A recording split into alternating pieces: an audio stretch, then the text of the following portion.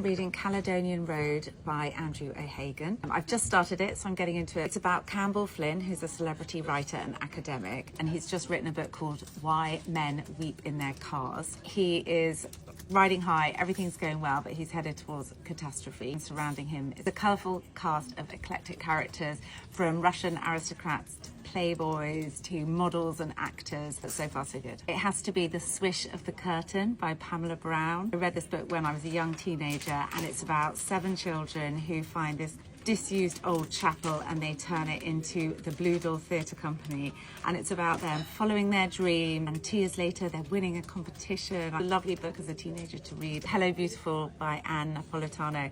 It's just a story about the family bonds that bind you even when you wish they didn't. So heartwarming. I laughed, I cried, I just didn't want it to end. Room by Emma Donoghue. So the story is really dark. It's a story about a young woman who is kidnapped. She's kept in a basement. It's based on a true story. She's repeatedly raped and ends up pregnant. It's really harrowing, but the story is told through the eyes of her 5-year-old son, Jack. All he feels is love for her. It's the only world he's ever known. It's just an incredible masterclass in writing a novel about something so unbelievably traumatic. It's beautifully told. So I started a new tradition a couple of years ago where every Christmas I give my mother-in-law a book I have read that year and loved. And this Christmas I gave her The Wind Knows My Name by Isabel Allende. It's a tale about 2 child immigrants, the boy who flees the Nazi and the other is a young girl fleeing